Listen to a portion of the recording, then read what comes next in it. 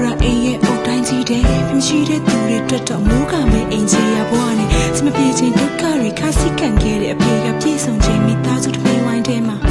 မရှိတော့ဘူးသူသမီးတွေပညာတတ်အောင်ကြောင်းကောင်းကောင်းနေထားနိုင်ဖို့တဲ့သူကိုယ်တိုင်ချက်ဖက်ကအဆုံနဲ့ဖုန်းလေးတစ်လုံးတောင်မွေးနိုင်ခဲ့ပဲနေပူစကားထဲမှာနေကုန်ရက်ခဲ့တဲ့အဖေကနောက်ဆုံးဆုံးပါသွားရတဲ့အကြောင်းက